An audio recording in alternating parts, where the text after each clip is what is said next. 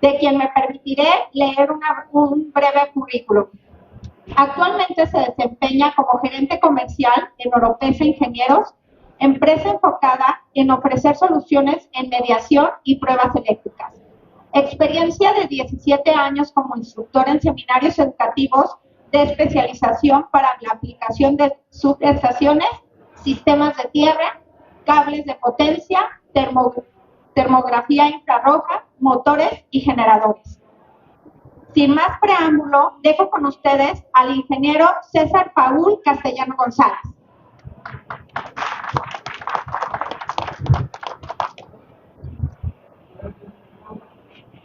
Hola, muy buenos días a todos. Gracias por su asistencia, por su participación.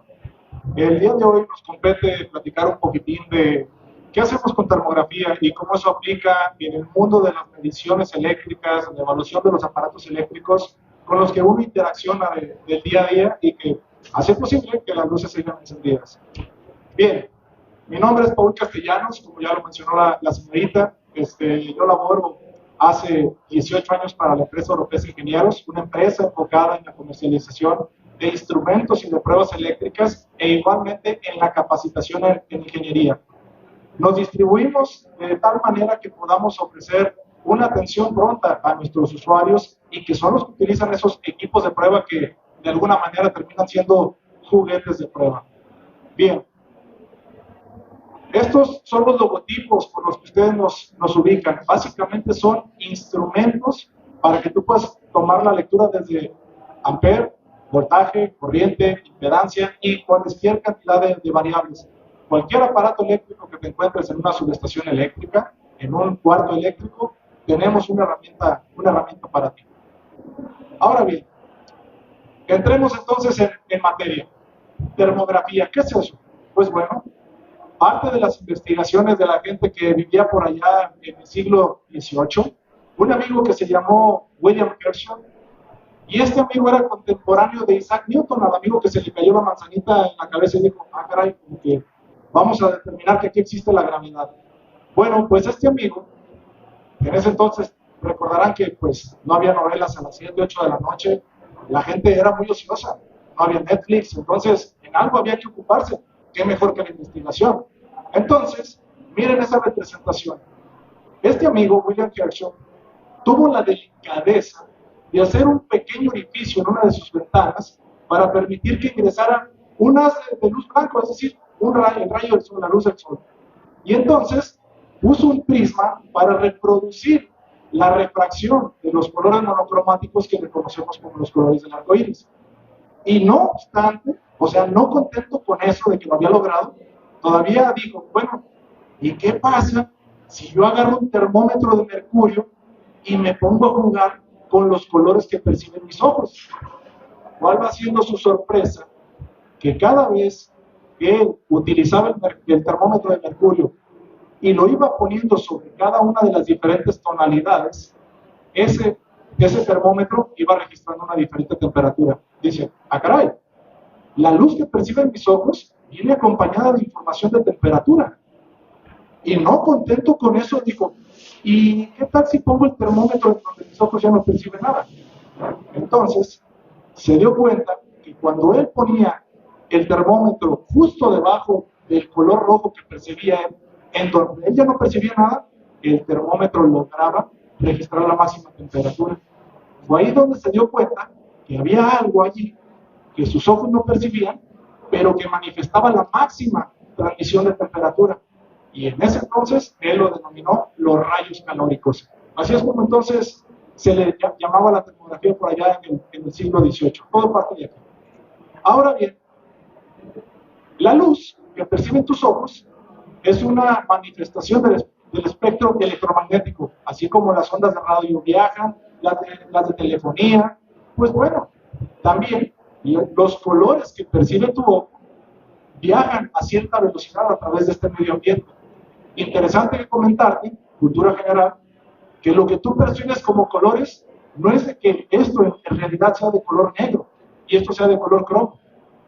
Una vez que incide el haz de luz blanca sobre esta superficie, rebota y toca mi pupila, la velocidad con la que llega a mi pupila es lo que le dice al cerebro con qué tonalidad lo determina. Entonces, eso se llama longitud de onda. Bueno, ¿por qué te comento esto?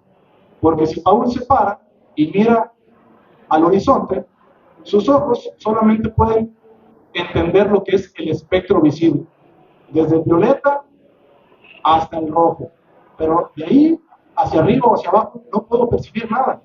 Entonces, esta velocidad o longitud de onda me permite decirles que eso que descubrió el señor William Herschel, por allá en el siglo XVIII, se llama espectro de luz invisible.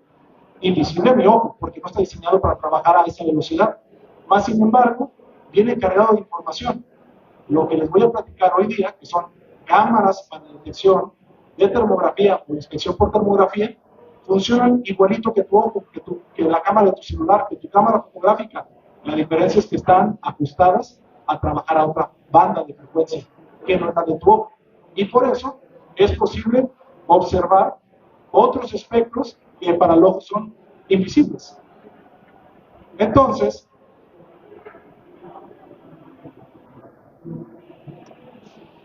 quiero aterrizar una idea.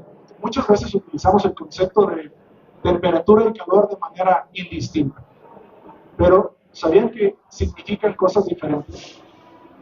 La temperatura es una medida del estado de agitación que tienen las moléculas que conforman un cuerpo, y en función de eso te dan un valor de temperatura, mientras que el calor quiere decir cuánta energía térmica se puede intercambiar entre dos organismos, materiales, sistemas que están separados, pero a diferente temperatura.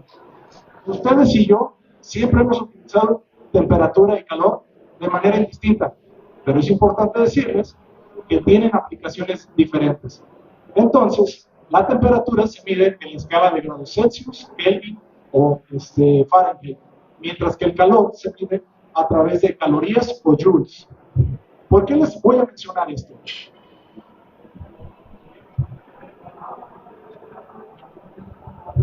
Ok, entonces, platiquemos un poquito de qué es la radiación infrarroja y las escalas de temperatura. La escala absoluta de medición es la que se da en grados Kelvin, pero sería muy difícil de entender para ustedes y para mí, entender qué es lo que pasa aquí a mi alrededor. Entonces, si yo le pregunto a cualquiera de ustedes, aquí tengo un vaso con un líquido, con una bebida, que está a 270 grados Kelvin, ¿usted se lo tomaría, se lo bebería? ¿Qué es eso? Voy a cambiar la pregunta. Aquí le traigo una deliciosa cerveza que está a menos 270 grados Kelvin. Sigue sin entender, pero si yo le digo, es una cerveza que acabo de sacar del refrigerador y que convertido los grados Kelvin a grados Celsius está a 3 grados Celsius, rápidamente tú entiendes de qué estoy hablando. Hoy es un día frío, tal vez me encuentro en las montañas, por allá en Tapalpa, quiero tomarme una deliciosa taza de café, una deliciosa taza de café que está a 335 grados Kelvin. Eso no le hace sentido ni a mí, pero si te digo, es una taza de café, una taza de té, está a 60 grados Celsius, perfecto. Ah, es algo que está caliente, es una bebida caliente. Entonces, ¿por qué existen tres escalas de temperatura? Bien sencillo, chavos, porque es la manera en la que ingeniería me dio una medida regular para poder entender lo que pasa a mi alrededor. En Estados Unidos se utiliza la escala de Fahrenheit y acá en América utilizamos la escala de Celsius. Son escalas relativas. La única escala absoluta es la escala de Kelvin. Entonces, por eso existen esas tres escalas de temperatura. Para entender cómo funcionan las cámaras de termografía, permítanme hablarles de qué es un cuerpo negro. Un cuerpo negro es un dispositivo diseñado, creado en laboratorio, estrictamente para poder evaluar cualquier dispositivo que se diga que mide temperatura sin contacto, no es un termómetro. Entonces, lo que ustedes van a apreciar por aquí es un instrumento que trabaja con altísima exactitud y que en este pequeño orificio emite una temperatura con mucha exactitud. A cierta distancia se posiciona ese termómetro infrarrojo, esa cámara de termografía, y entonces se ve la variación entre lo que vale el cuerpo negro y lo que mide o registra la cámara de temperatura. Y sobre eso se le hacen los ajustes para que el aparato pueda medir, de acuerdo a la industria, más menos 2% del error o más menos 2 grados, cualesquiera que sea más grande la escala. Si les comento que en el mundo eléctrico no existe un conductor perfecto, que todos tienen pérdidas, todos me la van a creer. Es algo, un término muy usado. En el mundo de la medición de temperatura igual, no hay la manera perfecta de transmitir la temperatura. Todos tienen pérdidas, todos los materiales, cuerpos, líquidos, tienen pérdidas. Entonces, necesito yo de alguna manera poder evaluar esos dispositivos que se supone van a medir la temperatura. ¿Cómo? Con un dispositivo creado en laboratorio para ese propósito que se llama cuerpo negro. En teoría, la energía térmica que tiene es la que irradia. ¿Por qué les comento esto?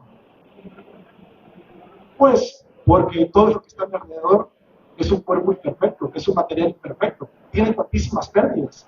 Y por eso vamos a utilizar el término emisividad. Todos los termógrafos, el primer concepto con el que se familiarizan es ¿qué es la emisividad? Simple y sencillamente es la etiqueta que voy a utilizar para yo decir cuán bueno o malo es un material que está al frente mío para ser medido térmicamente sin contacto, es decir, con inspección infrarroja. ¿Y cómo se logra esto?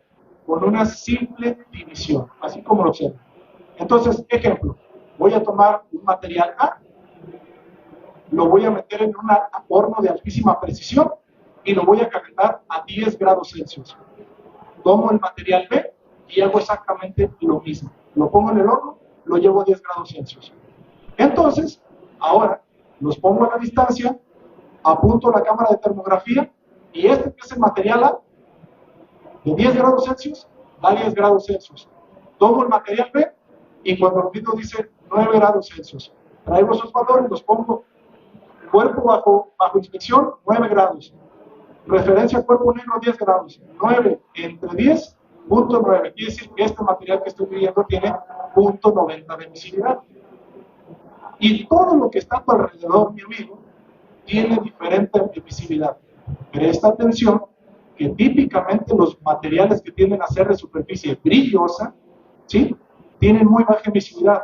Así que cuando apuntes una cámara de termografía, cuidado, lo más probable es que la temperatura que estés viendo sea un reflejo. Te está mintiendo. Pero por el contrario, la piel humana tiene punto 98 de emisividad, buenísimo, pero no es 1. Tiene esa pequeñísima pérdida. El ladrillo con el que están construidas nuestras casas, nuestros edificios, también anda sobre el punto 90, punto 92. La cinta de aislar, la que utilizamos los electricistas, punto 95, buenísimo, pero no es unitario, tiene ciertas pérdidas. Entonces, vean ese ejemplo. Ahí está mi amigo que se ha puesto una bolsa tapándose el hombro, el brazo, y quiero lanzarte una pregunta. Termografía se basa en la medición de la radiación infrarroja que se desprende de la superficie de un cuerpo por efecto de cuán caliente o frío está. Entonces, termografía no son rayos X. Oh, entonces, ¿cómo funciona, Paul? Todo lo que una cámara de termografía puede sensar es la radiación infrarroja que se desprende desde la superficie, pero no puede ver a través de paredes. ¿Ok? Ese es el primer concepto. Entonces, con toda intención he puesto esta imagen. Si yo les digo, si yo apunto una cámara de termografía hacia ese amigo, ¿podré ser capaz de medir la temperatura en lo que es su brazo, su mano, las yemas de sus dedos? ¿Qué opinarían? ¿Sí, no? ¿Cualquiera de las anteriores? Siguiente, por favor. Esa va a ser la realidad. Lo que va a pasar, dices, Pablo, me acabas de mentir, si estoy viendo a través de la bolsa. No. Como hay perfecto contacto entre la bolsa y el hombro, el brazo, el antebrazo, las yemas de los dedos, hay transferencia directa de temperatura y llegan a un punto de igualación. Y entonces lo que estoy viendo es la temperatura de la yema de mi dedo reflejada y traspasada hacia la bolsa, por eso lo puedo ver. Pero en todo aquello que queda rodeado de aire, el aire es un aislante perfecto eléctrico y térmico. Miren que no alcanzo a ver nada. En la camisa del caballero, dado que he estado en contacto con esa camisa por suficiente tiempo, le ha servido temperatura y han tratado de llegar a un equilibrio térmico. Y entonces, donde reposa la bolsa, justamente en esta parte, es donde hay la máxima transferencia de temperatura y puedo ver con exactitud qué tanta temperatura tiene ese caballero. Pero ninguna cámara de termografía, termómetro infrarrojo puede ver a través de superficies. Todo es medición de temperatura superficial. Entonces, ¿qué es una cámara de termografía? Pues es un juguete electrónico que me permite obtener una imagen térmica en donde mis ojos se quedan cortos. Justamente eso es. A través de esa electrónica y con la variación de esa longitud de onda, la cámara puede ver cómo un dispositivo mecánico, electromecánico, se desempeña. Entonces, hay algunas cositas que debes de considerar si es que te dedicas a termografía. La emisividad, la humedad, la temperatura ambiente, la distancia a aquello que estás midiendo va a afectar directamente en la lectura que observas en la pantalla.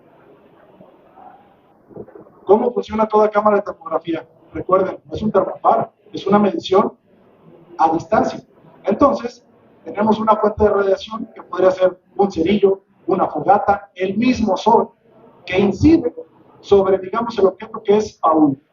Una vez que esos rayos inciden sobre Paul, lo cargan térmicamente como si fuera una batería. Y una vez que yo he elevado mi temperatura, comienzo a irradiar, que es algo muy común para nosotros, ¿no? ¿Qué es eso de irradiar, Paul? Bien sencillo.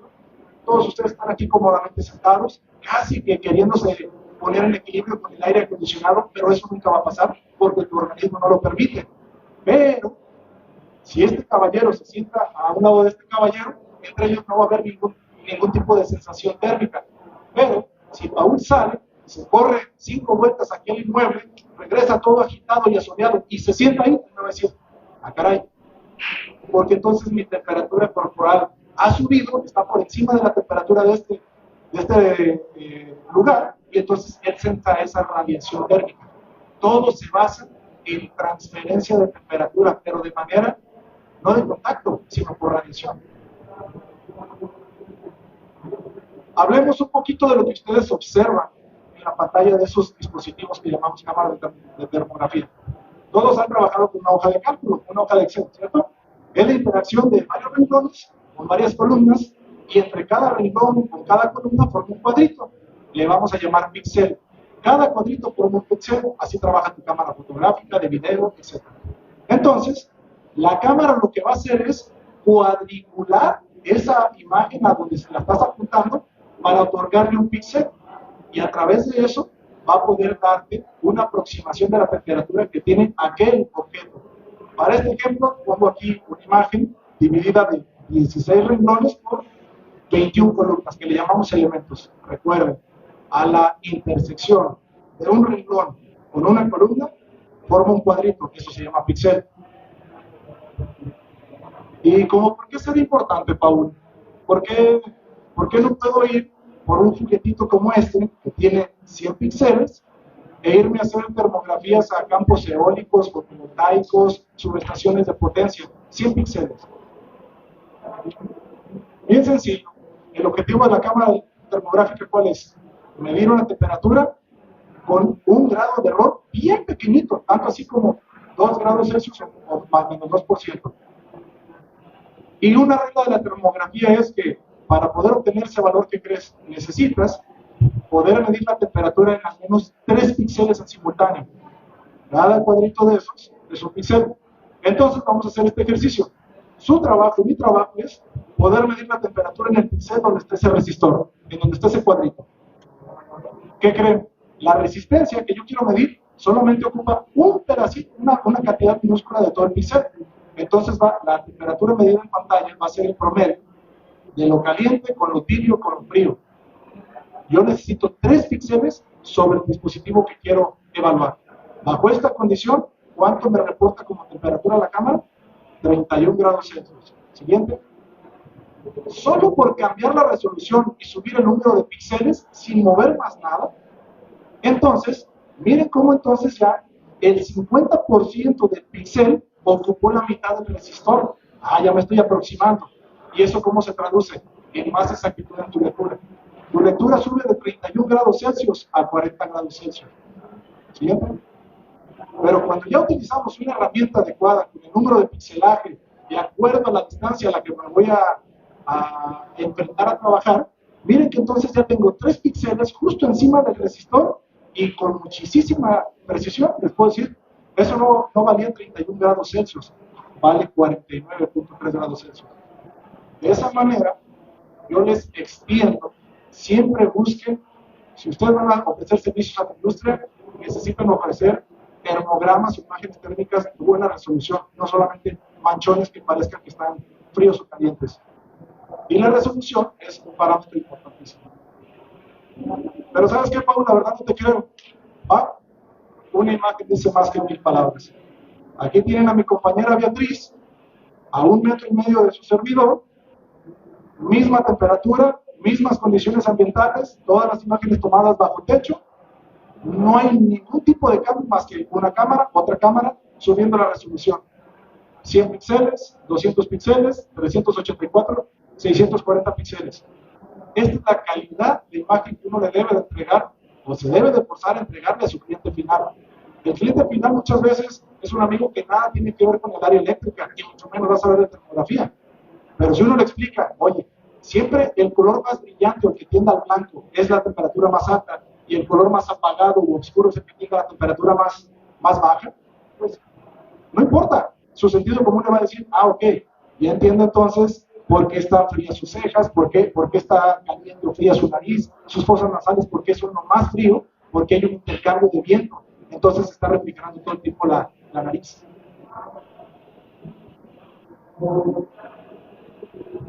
Otra variable que influye en los dispositivos de medición es la frecuencia de imagen. ¿Qué es eso, Paul? Bien sencillo. ¿Cuántas fotografías por segundo puede tomar la cámara para presentarte una imagen en tiempo real? Dame una referencia, Paul. Bien sencillo. Tu ojo trabaja 47 Hz, 47 cuadros por segundo, 47 fotografías infinitas por segundo. De tal manera de que si yo muevo mi cabeza de derecha a izquierda, observo una imagen continua, en tiempo real. Si lo hago esto, por más rápido que sea, la imagen nunca se pausa. Si cuando ustedes hagan este ejercicio se pausa la imagen, vayan a revisarse con el médico. Eso no está bien. Entonces, ¿por qué les platico esto? Porque las cámaras las pueden encontrar en una gran cantidad de posibilidades de frecuencia, desde la de 9 Hz hasta 60 Hz. Cualquier cosa que esté por debajo de la tasa de actualización de tu ojo, tú eres capaz de detectar ahí algo se detuvo. Pero si es más rápido que tu ojo, tú observas una imagen en tiempo continuo. ¿Me explico? ¿Hace sentido? Hablemos un poquito de la resolución espacial, que es una pregunta bien común. No me la preguntan así, Paul, ¿qué es la resolución espacial? No, me dicen, Paul, ¿y con esa cámara hasta dónde alcanzo a ver? Es una pregunta bien común. Con esa cámara y hasta dónde alcanzo a ver. ¿Se entiende el significado? La pregunta está mal elaborada. Siguiente. La cámara funciona igual que tus ojos, recuerda, solamente a una diferente frecuencia. Entonces, Paul se sube a su coche y eso es lo que observa en el parabrisas de su coche. Va manejando. Eso se llama campo de visión. Es lo que la cámara puede ver en cuanto la enciendes. En cuanto tú abres tus ojos, es lo que ves de rápido. Siguiente. Y la otra es el campo de visión instantánea. Es cuando a la lejanía puedes alcanzar a detectar que ahí hay algo diferente, que ya cambió la imagen, pero no sabes qué es. Entonces, la cámara la puedes encender y te va a dar una imagen. Pero a cierta distancia es capaz de detectar que ahí hay algo, pero no lo puede medir porque está demasiado lejos. Entonces, ¿qué necesitas? O subir el número de píxeles, no hay de otra. Acercarte. Siguiente. Entonces, hay dos variables que debes de considerar. Una cosa es que tu cámara sea capaz de detectar que allí hay algo caliente y algo muy diferente que sea capaz de medirlo y que te pueda dar ese pequeño error de más menos 2%, más menos 2 grados Celsius. Si tú estás más retirado, a lo mejor aquello está a 35 grados y la cámara te dice 23 y tú te vas bien engañado. ¿Por qué? Porque estás excediendo las capacidades del equipo de termografía. Entonces, regresando a esta pregunta, Paul, ¿y hasta dónde ven las cámaras de termografía? Yo le podría preguntar a mi amigo Martín, ¿hasta dónde alcanzan a ver tus ojos? Yo le podría preguntar a mi otro amigo Martín, ¿hasta dónde alcanzan a ver tus ojos? Entonces, hagamos este ejercicio. Este es el objetivo que yo quiero analizar. ¿A esta distancia lo puedo ver? Perfectísimo. ¿Y a esta distancia lo puedo observar? Perfectísimo. Y a esta distancia, y a esta distancia, y a esta distancia, ¿qué es lo que va a pasar conforme el objetivo se vaya retirando de la lente, del punto donde mide. ¿Lo voy a dejar de detectar? No, lo sigo viendo, pero conforme se aleje, voy a perder características. Esa es la diferencia de que tú te acerques y allá en un poste de troncocónico de 15, 18 metros solamente veas un manchón caliente, o teniendo una buena cantidad de resolución, puedes decir, es ese punto de conexión, ese tornillo, la tuerca, etc. Más resolución térmica significa que puedes ser capaz incluso de ver los hilos de la rosca de un tornillo, a diferencia de ver solamente un manchón caliente.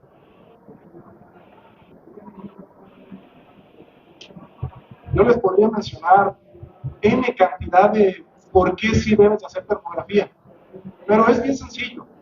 En el mundo hay dos variables que son tremendamente medidas. La primera es el tiempo y la segunda la temperatura. Son las dos variables más medidas en el mundo.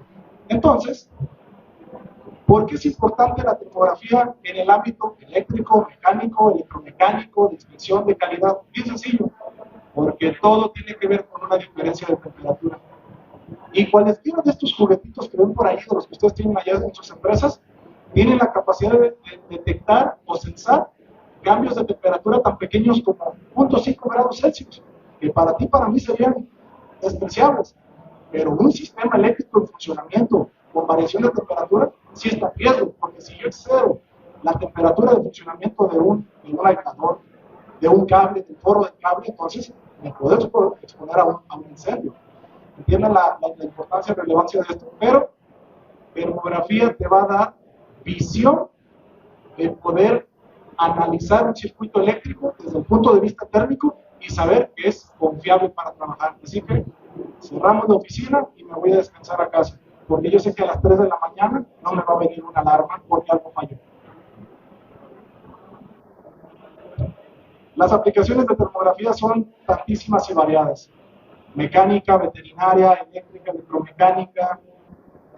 Yo les podría decir, ¿sabían que los arquitectos utilizan muchísimo las cámaras de termografía? Y como que ¿para qué las utilizan? ¿A poco ellos van a ir a ver el tablero eléctrico de la casa o del hotel? Ellos buscan humedades. Mientras que tú buscas puntos calientes o puntos de alta temperatura, no. El arquitecto lo que busca es en donde hay una tubería que está filtrando agua, esa agua genera un cambio de temperatura hacia la baja y se ve como más frío. Y busca entonces manchones en la zona alta, en el techo, o en el suelo, o en el área de baños, piscina, etc. Tienen tantísima. Todo lo que se llame diferencia de temperatura es campo para una cámara de termografía. ¿Qué necesito antes de hacer una termografía? Déjame platicarte qué es un punto caliente. Punto caliente viene de la terminología hotspot de los americanos. Punto caliente, es decir, en la imagen térmica, en donde estaba la máxima manifestación de temperatura térmica. De ahí viene el hotspot. Lo que no quiero que te vayas con la finta, o que te quedes con una idea errónea, es un punto caliente se puede presentar en algo tan pequeño como una variación de 2-3 grados Celsius hasta 50 o más grados Celsius. ¿Qué determina eso? La criticidad del activo. A lo mejor, en una tarjeta electrónica, imagínense la tarjeta que tiene mi celular, pasó por una banda de desempeño de verificación y cuando estaba encendido el microchip, no podían ver más de medio grado Celsius de diferencia. De otra manera, se descarta el chip. Pero si tú vas a una instalación eléctrica, tú puedes tener ahí una cuchilla, un interruptor con una variación de 10-15 grados Celsius y sabemos cómo funcionan las cosas. Es despreciable. Entonces, ¿qué vuelve crítico a un punto caliente? En donde yo lo detecto, en qué tipo de dispositivo eléctrico se está dando. Antes de realizar una inspección, observa esto. Aquel dispositivo eléctrico debe estar energizado. ¿Por qué, Paul? Bien sencillo. Si no fluye corriente, I cuadrada por R, no hay manifestación de potencia o energía. Si el circuito está apagado, ¿qué vas a ver? Temperatura ambiente. Más nada, está en equilibrio con la temperatura ambiente. ¿Cuánto se recomienda? Que el circuito tenga al menos el 50% de la carga para que entonces sea interesante inspeccionarlo. Compara dispositivos similares entre ellos. Porque, ¿qué crees? Fuiste a la tienda de materiales eléctricos, te vendieron 2 interruptores y no venía una etiqueta. Cuando estén pasando por aquí 60 amperes, esto debe de estar a 47 grados Celsius. Nadie te dice eso. No hay ningún fabricante que te diga eso. Entonces, ¿qué se hace? Bueno, está encendido el circuito trifásico, las tres fases están conduciendo corriente, debido a la corriente hay manifestación térmica. Entonces, si es un circuito balanceado, debes de poder apreciar la misma temperatura en el cable A, en el cable B y en el cable C. En el cable que se manifieste como más caliente o de mayor temperatura, quiere decir que hay un desbalance de corriente y por ahí se está disipando el mayor punto de temperatura. La otra es la lejanía, que ya de alguna manera se las platiqué. Si tu cámara tiene pocos píxeles, alrededor de 100, 150 píxeles, y tú estás queriendo revisar un aislador, un apartarrayo a 15, 20 metros, lo más probable es que te vaya a mentir. Necesitarías acercarte tantísimo para que con esos pocos píxeles o resolución seas capaz de obtener una buena temperatura. Entonces, entre más píxeles, viene la comodidad de poder retirar y retirar y retirar de aquello que quiero inspeccionar. Entonces, también la temperatura ambiente juega para bien o para mal. Una regla del termógrafo es que no se puede ir a hacer termografía a las 12 del día, a la 1 de la tarde, a las 2, 3, 4 de la tarde. ¿Por qué? Bien sencillo. Porque el Sol alcanzó el punto cenit, donde la mayor radiación térmica cae sobre la faz de la Tierra. Entonces, todos los aparatos eléctricos que están allá afuera en la subestación tranquilamente elevaron su temperatura. Entonces, necesito que pasen las 5 o 6 de la tarde para que la temperatura ambiente vuelva a bajar y entonces ese dispositivo eléctrico que se mantiene en funcionamiento me refleje la temperatura real. De otra manera, la temperatura ambiente me enmascara problemas. Porque tú no puedes controlar la temperatura ambiente, a menos que sea un recinto cerrado como es aquí. Pero allá afuera en el campo, simple y sencillamente la regla es trabajo a las 7, 8, 9, 10 de la mañana o después de las 5 de la tarde, para evitar el punto máximo de radiación térmica del Sol. Y la otra es, el punto 7 es importante, cambie el ángulo de inspección de la cámara. ¿Por qué, Paul? Recuerdan que les dije que había materiales de baja visibilidad que tienden a ser reflejantes. Ok, supongamos que Paul saque esta silla que tiene marco cromado allá afuera a la calle. Y dependiendo de cómo llegue el rayo del sol, va a tocar aquí esta superficie y va a rebotar hacia mi ojo. ¿Cuál es la expresión que utilizamos ahí? Cuando llega una reflexión, me encandiló. Eso es lo que le puede pasar a la cámara. Permítame decirlo de esa manera. Imagínense que la cámara se está encandilando con un reflejo y lo que percibe la cámara, ese reflejo es como si algo estuviera al rojo vivo, a punto de incendiarse. Pero, ¿qué haría Paul si se está encandilando con este bisel cromado? Solamente cambiaría el ángulo de inspección. Y cambiando el ángulo de inspección, cambia el ángulo de incidencia y se matiza el brillo. Hagan eso. En campo, si quieren saber que están midiendo una temperatura real, solamente agarren su cámara de termografía, obtengan la temperatura y cambien 3 veces el ángulo de inspección. Si en los 3 cambios de ángulo se mantiene la temperatura en pantalla, felicidades, esa es la temperatura que hay que reportar. Pero si conforme cambias el ángulo de inspección, dice 28, 35, 48, estás viendo un reflejo. Y ya les voy a mostrar otro mejor ejemplo de reflexión. A Paul le gusta mucho el café, entonces agarró un pocillo, así le dicen en mi rancho, o un pequeño recipiente de acero inoxidable, le puso agüita, le puso sobre la estufa y ¡blam! El agua, por efecto de la convección del calor, se comienza a calentar y listo, tengo mi agua para café. ¿A cuánto dijimos? A 333 grados Kelvin. ¿Qué es eso? 60 grados Celsius. Ah, perfecto, eso sí lo entiendo. Entonces, miren, ese elemento, por ser de alto brillo, cuando yo lo quiero ver con la cámara de termografía, pareciera que está casi que en equilibrio con la temperatura ambiente. Pero yo sé que el líquido que está contenido ahí está caliente, 60 grados, y que el recipiente que lo contiene igualmente está a 60 grados Celsius. Entonces yo me puedo exponer a una quemadura.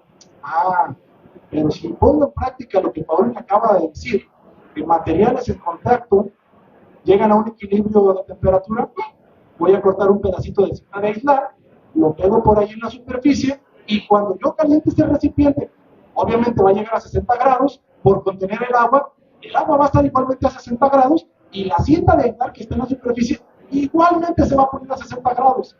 Entonces, ¿cómo ustedes me explican que ese recipiente que tiene agua a 60 grados En el resto del recipiente dice que está frío y solamente en el pedacito de cinta de aislar dice que sí tiene 69.8 grados Celsius. Ya ven como un material brilloso viene. Entonces son de los retos a los que los termógrafos se enfrentan allá en campo. ¿Estoy viendo una temperatura real o estoy viendo un reflejo, un brillo? ¿Cómo se matiza un reflejo, un brillo? Cambia el ángulo de inspección y listo. Todas las cámaras de termografía actuales ofrecen una bondad que se les llama paletas de colores. Entonces, la intención de la paleta de colores es no darte más exactitud en lo que estás viendo. No. Pero el caballero utiliza gafas. Yo apenas estoy empezando a utilizar gafas por mi vista cansada. El caballero no utiliza gafas. A lo mejor el caballero por allá tiene astigmatismo, es daltónico, qué sé yo. Los fabricantes te ofrecen gamas de colores para que a golpe de vista tú puedas identificar, aquí está el problema. Pero las paletas de color no tienen la intención de darte más o menos temperatura. Simple y sencillamente entiendas que el color más vibrante o brillante dentro de la imagen refleja la máxima temperatura registrada. Y el color más opaco o apagado, tendiendo a negro, es el que registró la mínima temperatura. Y las 8 diferentes paletas de colores siguen con esta regla. El color más brillante refleja lo más caliente, el color menos brillante, lo más frío. Esa es la función de las paletas de colores. ¿Cuándo sabes que tienes algo ya de tacto para hacer termografía? Cuando puedes detectar o identificar un problema utilizando las diferentes paletas de colores. Cuando solamente eres capaz de mostrar un problema en una de las 8, 10 o diferentes paletas de colores, quiere decir que te hace falta algún tipo de ajuste. Todavía te hace falta horas de vuelo para experiencia. Siguiente. Supongamos que Paul no sabe nada de termografía, yo soy el cliente y acabo de contratar a mi amigo Martín para que me haga una inspección de termografía. Pero entonces Martín me entrega imágenes térmicas que se llaman termogramas, así o así. Aquí yo voy a decir, nada está pasando. Y aquí, Dios mío, me voy a alarmar. En ese momento me voy a aventar por la ventana, porque todo va a ver. Entonces, el termógrafo debe de tener la pericia de poder jugar con la saturación de la imagen. Básicamente es jugar con la temperatura que está ahí mostrada, en dónde voy a poner el punto más alto de temperatura. En 45, en 50, en 30, etc. Para yo, a golpe de vista, poderle mostrar a mi cliente, aunque él no tenga pericia o conocimiento de termografía, que aquí hay un potencial problema. Flujo de corriente, manifestación. Entonces, siempre debe preocuparse por ofrecer en sus reportes imágenes nítidas que cualquier persona no relacionada al tema puede identificar. Hablemos de la resistencia localizada. En las guías técnicas, así es como vas a encontrar el título, resistencia localizada. Otra manera de decirlo es el punto caliente, el hotspot. Entonces, ¿qué es una resistencia localizada? Será solamente una pequeña parte de ese material, de ese cuerpo, de ese dispositivo, que manifieste la máxima temperatura a medir y en donde, obviamente, te deberás de centrar a hacer el análisis y ver si es un problema o es una condición normal de operación. Entonces, ¿por qué es importante esto? Porque todo nuestro sistema eléctrico está formado de enlaces. ¿Ok? Cuando ustedes van a su oficina, ¿creen que desde el transformador y hasta el foco es un solo cable? Pasa por contactos, por tornillos, por gemas, ponchaduras, soldaduras, cinta de aislar, qué sé yo.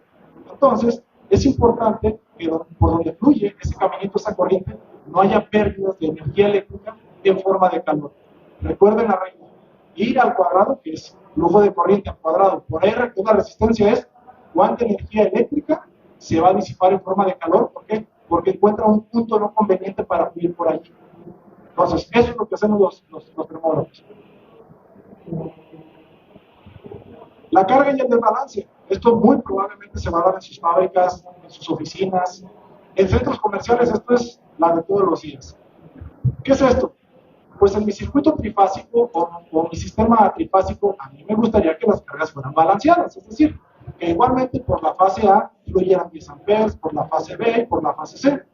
Pero pongamos ejemplo un hotel sería muy difícil que todas sus cargas no lineales, alumbrado, de contactos, la cafetera, estuvieran ellos perfectamente balanceados para que al momento de echar a volar todas sus cargas, fluya más o menos la misma cantidad de corriente por cada una de las bases. Y menos si contraté al electricista de 30 pesos, él se va a conectar desde la barra que le quede más cerquita y no le va a importar hacer un balanceo de cargas. Entonces, cuando tenga desbalance de cargas, puedo ver manifestaciones térmicas como esto. Prácticamente de este circuito trifásico, dos circuitos o dos fases están funcionando y la otra está, pues sí, conectada, energizada, pero de adorno, no está conduciendo carga. Pero también puedo encontrarle problemas escondidos. Bajo el razonamiento que les acabo de dar para esta imagen, ustedes dirían, pues ahí está bien sencillo. Entonces ahí hay un desbalance de carga y solamente hay carga en la fase A y C. No, allí está abierto el fusible. Son problemas diferentes. Oye, Paul, ¿y cómo lograste detectar eso? Bien sencillo.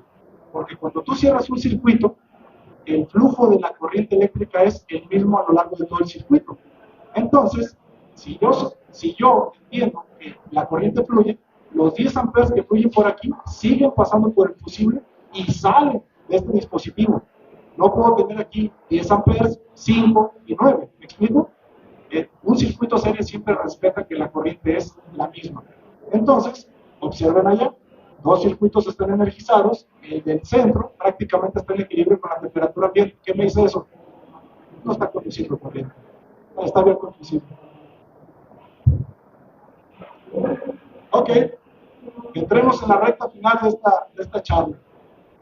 Si he hecho bien mi trabajo el día de hoy, ustedes ahora van a ser capaces de comprender un termograma y poderme decir más o menos qué está pasando. Caso de estudio número 1, un interruptor termomagnético en la parte superior. ¿Qué problema ven? Adelante. Ok, el caballero dice, ahí hay un elemento flojo.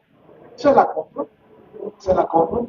Entonces, si el circuito está cerrado, recuerden, la corriente fluye a través de todo el circuito serie, y si fluye la misma corriente, se disipa exactamente la misma cantidad de temperatura. No puede haber vaivenes de temperatura. Cuando se incrementa la temperatura, quiere decir que hay un punto resistivo que evita que esa corriente fluya de manera libre.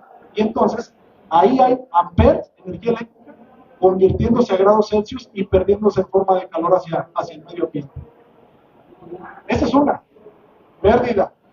La otra es, si yo no atiendo un problema térmico, no son lineales. Si hoy voy y hago una inspección con una cámara y dice 10 grados, 10 grados, 12 grados. Mañana voy otra vez, 10 grados, 10 grados, 14 grados. No esperen que para la tercera inspección habrá de 16 grados. Los defectos de termografía hacen una rampa y llega un momento en que pierden linealidad y se hacen exponenciales. Posiblemente ya no te dio tiempo de responder, se fundió el forro del cable y se dañó y se puso en corto el circuito. A ver, para los que tengan un poquito más de pericia, una torre de transmisión 230. ¿Qué está pasando allí? Todos me dirían, ay, Paul, pues hay una resistencia localizada. Claramente se ve donde está la parte blanca. Ok, te la compro. Mira que cada circuito conlleva dos conductores. La fase B, la fase A, la fase C tienen dos conductores.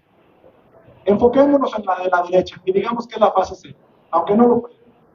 En teoría, viene de la subestación, la corriente fluyendo, encuentra un primer impedimento, tiene que fluir por el puente y después salir hacia la siguiente torre de transmisión. Entonces, yo puedo ver que uno de los dos cablecitos conduce más corriente porque el otro está en equilibrio con la temperatura ambiente y el otro sí está muy caliente, tiene más temperatura, que es el de la derecha. Y obviamente tengo un par de resistencias localizadas en los amarres. Hasta ahí tú podrías decir, ya solucioné el problema. No. Si afinas un poquito más tu ojo, te vas a dar cuenta que el segundo conductor que está en equilibrio con el medio ambiente no está conduciendo corriente. Señal de que ese ponchador, ese conector, está tan mal conectado que es una resistencia o una impedancia altísima que mejor la corriente dice, pues mejor me voy por el otro conductor y este lo deja como abierto. pero físicamente a sus ojos está conectado. ¿Queda la idea? Siguiente, por favor. Gracias. Esa está más sencilla. A ver, una subestación de media tensión. Es una cuchilla de operación manual de las que retiras con una pértiga. Obviamente hay un punto de resistencia localizado. Y hasta el software me dice punto máximo de temperatura. Mi pregunta para ustedes es, ¿descarga? Su respuesta va a decir, no. ¿Por qué no, Paul? Bien sencillo. Porque la temperatura no se respeta a lo largo de todo el circuito eléctrico. Es solamente un puntito. Entonces es un hotspot, punto caliente o resistencia localizada. Y puedo tener la finura de decir, pues es que está mal empalmado, este tornillo está tremendamente caliente. Siguiente. Gracias, amigo. A ver, esa es la garganta del secundario o las boquillas del secundario de un pequeño transformador. 1500 kVA, el secundario, 480 volts. Les estoy mostrando la conexión del neutro X0, X1, X2, X3. Aquí ya se necesita un poquito más de pericia. Recuerden que las cámaras de tomografía no son rayos X, no pueden ver a través del metal del transformador. Sin embargo, ahí dices, a ver, Paul, ¿qué está pasando? Primer concepto, la carga está balanceada y les puedo decir que es trifásica. ¿Cómo, Paul? Bien sencillo. Miren, el neutro no está conduciendo, está en equilibrio con la temperatura ambiente. Quiere decir que solamente la fase A, B y C están conduciendo corriente. Muy probablemente eso alimenta motores, prensas, lo que sea. El neutro está de adorno. Cuando son cargas monofásicas, como estas que están por aquí de alumbrado, necesitas una fase y el neutro para cerrar el circuito. Quiere decir que el neutro conduce. Entonces, primer punto de análisis. Segundo, tengo puntos de resistencia localizada entre el conductor y el ponchador que me hace llegar a la espada o conector del transformador. No, miren, muy uniforme la temperatura. Es obvio que la boquilla X1, que es la que está en el recuadro verde, es el primero de mis puntos de atención. Pero si afinas tu ojo, ese problema que ya tienes latente ahí, ya está empezando a desencadenarse acá también, en la boquilla central. ¿Lo observan? ¿Qué creen que fue el problema de aquí? Este es un problema térmico por conducción. En algún momento a este transformador se le hizo un mantenimiento interno en lo que haya sido el aceite, el cambiador de derivaciones, o lo que haya sido, y entonces los cables que vienen por dentro de los devanados y que conectan por la parte posterior o de atrás de la boquilla no quedaron perfectamente fijos. Entonces, al fluir la corriente, había mucha disipación de energía eléctrica en forma térmica. Y como todo eso está ahogado en aceite, porque así está aislado el transformador, pues no repercutía. Pero como la barra es sólida, entonces estaba tan caliente en esta parte que por conducción ya se veía el reflejo hacia el otro extremo de la boquilla. Entonces, no son problemas sencillos, les traigo un poquito de todo, unos sencillos, unos más difíciles. Esa está más sencilla, una subestación de potencia en un parque eólico. Y esos, señores, se llaman transformadores de corriente. Entonces, el transformador de corriente tiene una entrada y una salida, y en el punto que pasa por ahí la corriente es medida. Tu ojo ya te dice en dónde está el problema que te debes de enfocar, ¿verdad? Y si tienes la suficiente resolución, en este caso es una imagen de 640 píxeles, miren que yo así digo, ahí está un tornillo flojo. No estoy viendo un manchón, estoy viendo un tornillo flojo por donde se está disipando tantísima temperatura eléctrica en forma térmica. Y la otra, de los puntos de consideración que les dije, no hay ningún solo fabricante que les diga, cuando este aparato funcione, se va a calentar o se va a enfriar a tal temperatura. Busquen puntos de comparación. Paul hizo una toma a 45 grados, lo puedo ver, cómo se comporta el TCA, el B y el C. Puedo comparar entre ellos. Otra más, por favor, y con esa nos despedimos. Otra más. Esa está buenísima y con esa me voy a despedir. Es un transformador pequeñito, 750 cables, pero tiene radiadores. En teoría, el proceso, el circuito de convección, debería de impulsar el aceite caliente que refrigera los devanados, topa en la parte superior del transformador y se ve forzada a entrar en los radiadores. Entonces, por el flujo del viento, ese aceite va bajando y conforme se fría se hace más pesado. Y por efecto de la gravedad, baja aceite más frío y vuelve a entrar. Y eso se llama proceso de convección. Este radiador está funcionando. Miren cómo se ve más caliente, más frío, más frío, más frío. ¿Por qué este no? Esta imagen me la mandó un cliente. Bien sencillo. Porque la válvula que allá abajo, estaba cerrada. No podía entrar aceite, no puede salir aceite. Estaba en el horno este radiador. Espero que con estas imágenes, ya te puedes ir a la última, espero que con estas imágenes les haya sembrado la duda, la curiosidad de cómo hacer termografía. Si hay dudas o comentarios, con muchísimo gusto, allá estamos en el stand para atender a todas sus dudas y consultas. Muchísimas gracias.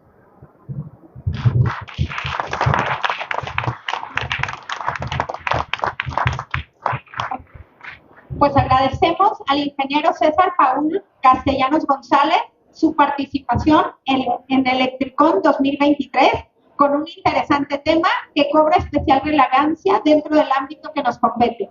Y a nombre de la Asociación de Constructores de Obras Eléctricas de Occidente, le hacemos la entrega del reconocimiento por su excelente participación. Gracias.